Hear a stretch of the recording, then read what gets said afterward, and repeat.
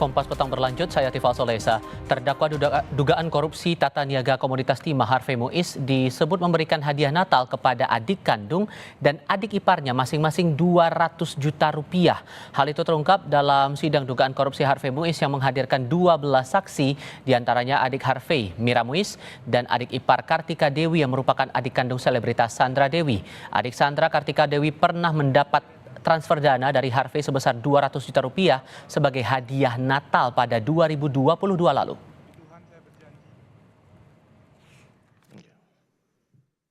Betul. Berapa Pak. tadi jumlahnya? 200 juta. 200 juta. Itu di tanggal berapa, saudara saksi? Yang saya ingat Desember 2022, tepatnya pada tanggal 13. Pada 13. Pada saat saudara saksi ulang tahun seperti itu?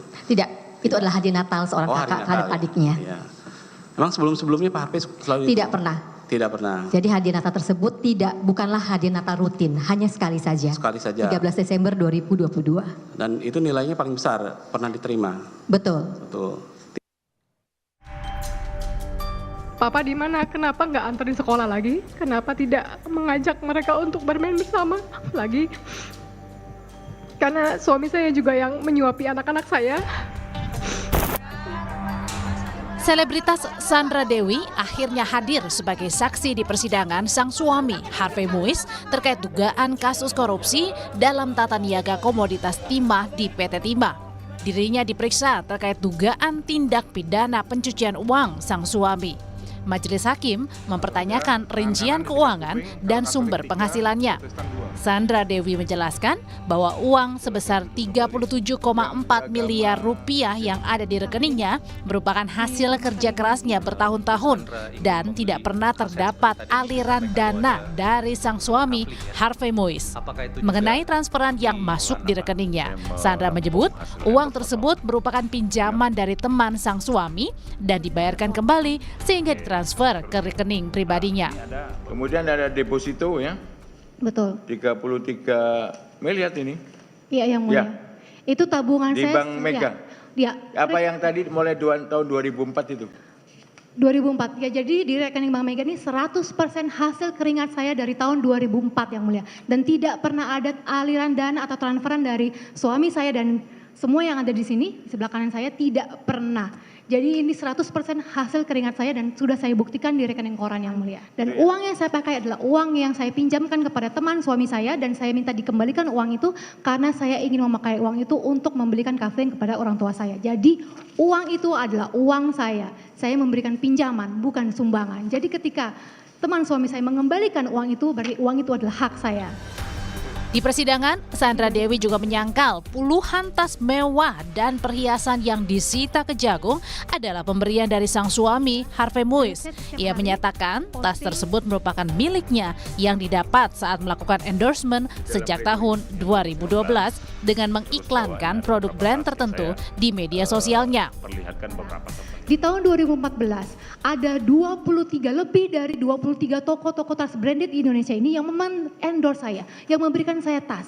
Di mana ketika mereka memberikan tas itu, saya mempromosikannya di sosial media saya yang mempunyai pengikut 24,2 juta followers. Di mana ketika tas-tas itu datang, saya promosikan, saya unboxing, saya buka kotaknya, saya posting kalau tas ini di-endorse oleh toko apa.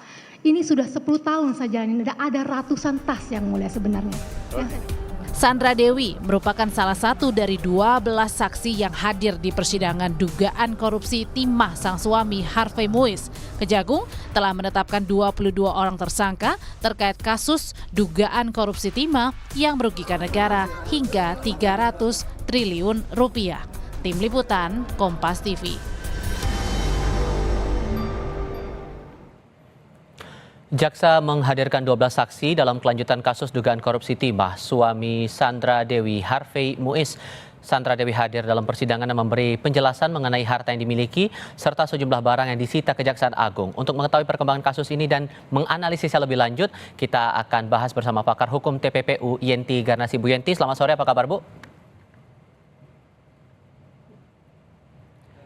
Tampaknya masih belum dibuka audionya Ibu, mohon maaf, belum bisa terdengar suaranya. Selamat sore. Oke, terdengar sekarang Bu. Oke. Saya baik ya.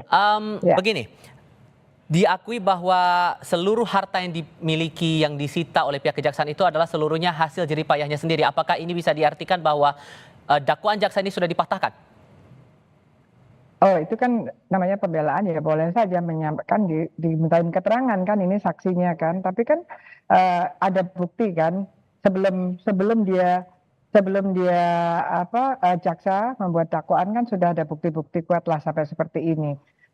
Misalnya berkaitan dengan tadi disampaikan ya bahwa itu adalah uang yang dipinjamkan kemudian diminta kembali kan gitu ya. Nah itu kan saya berkali-kali datang ke pengadilan itu biasanya ya modusnya seperti itu, bahwa kenapa ada uang yang dikeluarkan kepada ini atau disumbangkan, dia mengatakan bahwa itu bukan terkait dengan TPPU, tapi adalah itu uang yang saya pinjamkan kemudian dikembalikan. Itu tentu penegak hukum akan mendalami lah gitu ya. Itu akan didalami karena sampai dengan sudah jadi surat dakwaan itu tidak mungkin kalau asal-asalan lah ya dari Kejaksaan Agung ini. Oke, dari keterangan saksi yang dihadirkan terakhir kali itu 12 orang, Anda menangkapnya sudahkah ada gambaran utuh dari aliran dana ini larinya kemana, Bu? Oh iya kan ada, paling tidak kan dari Harvey sendiri kan 420 M ya kan. Nah ini kan dari masing-masing itu kan misalnya sebetulnya yang terlibat di dalam kasus kejahatan asalnya yang namanya korupsi tata niaga timah itu kan, nah ini kan suaminya. Dan sekarang ini saksi, isinya dijadikan saksi berkaitan dengan dakwaan TPPU suaminya. Karena memang demikian, ketika ada korupsi yang dilakukan seseorang dan kemudian uang hasil korupsi itu mengalir, ini baru yang 420 M kita bahas ya. Belum semuanya kan 300 triliun tuh kan. Itu kan harus di mana-mana harus dilihat ya. Itu harus ditelusuri. Nah, ini kan baru dari yang 420 M dari Harvey Muiz ini yang diperiksa adalah istrinya, dan kemudian tadi disebutkan bahwa ada satu indikasi ya. Ada hadiah Natal gitu ya. Dan hadiah Natal itu baru sekali diberikan. Artinya ini sesuatu yang suspicious, yang unusual, yang tidak biasa. Kan tidak biasanya tiap tahun gitu kan. Kalau biasa malah tidak curiga. Ini kan tidak biasa dan angkanya 200 juta. Ini justru pintu masuk TPPU gitu, karena dia menyatakan bahwa ini baru sekali ini. Justru kalau sekali kan harus hati-hati. Hadiah Natal 200 gitu, 200 juta kan. Nah itu aliran-aliran ini baru dari satu terdakwa yang dari 21 terdakwa kan. Tersangka sudah terdakwa semua ya, 21 orang. Dari satu orang saja yang dihadirkan adalah 21 orang, termasuk beberapa saksi juga terdakwa di tempat lain, karena jaksa memisah-misah, ini berkasnya dipisahkan. Ada berkas tersendiri, misalnya siapa tuh, Helena Lim itu juga sebagai saksi, padahal Helena Lim juga adalah terdakwa di kasus ini juga, dan nanti ada saksinya.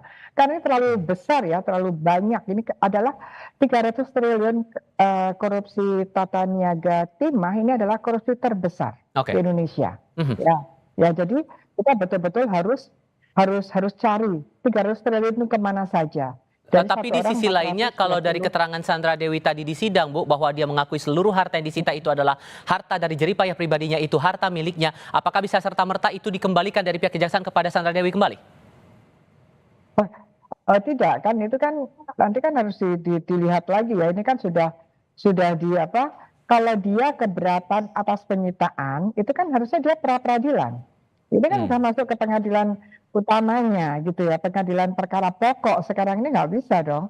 Nanti dikembalikan, nanti kalau berdasarkan putusan pengadilan ini sudah ranahnya hakim. Jadi hakim nanti ketika sudah sampai di putusan baru menyatakan bahwa ini adalah betul, bahwa ini bukan harta kekayaan yang didapatkan dari harta suaminya yang berasal dari korupsi. Tapi kan tidak semudah itu kan, karena memang begini. TPPU itu antara lain adalah mencari aliran dana. Aliran dana orang yang terlibat korupsi. Aliran dana orang yang terlibat korupsi dan dikaitkan dengan TPPU itu adalah berkaitan dengan pasal 5, yaitu TPPU pasif, orang-orang yang menerima siapa. Tentu nomor satu adalah orang-orang terdekatnya. Makanya dipanggil keluarganya itu untuk bersaksi di pengadilan, begitu ya, Bu? Itu suaminya. Oh iya, karena kan bukan hanya bersaksi begitu kan, saksi ini kan dikaitkan dengan bahwa ada ada bukti awal, ada bukti yang cukup bahwa ada aliran dana yang masuk kepada keluarganya, bukan sekedar saksi. Kalau di sini kan berkaitan dengan TPPU-nya gitu, dan berkaitan dengan keterangan lain ya, keterangan yang memperkuat. Tetapi nomor satu adalah berkaitan dengan TPPU-nya Harvey Muiz itu kan mengalirkan siapa yang menerima aliran. Yang mengalirkan pasal 3 TPPU, yang menerima orang-orang menerima itu pasal 5 adalah pasif. Ini kemungkinan orang-orang yang tidak terlibat korupsi, tetapi pada mereka ada uang hasil korupsi. Dan penegak hukum harus kejar itu. Oke, ini masih akan tetap dijalankan proses sidangnya di Pengadilan Tindak Pidana Korupsi Jakarta Pusat. Bu Yenti, terima kasih banyak sudah berbagi perspektif bersama kami. Sehat selalu ya Bu, selamat sore. Terima kasih, selamat sore.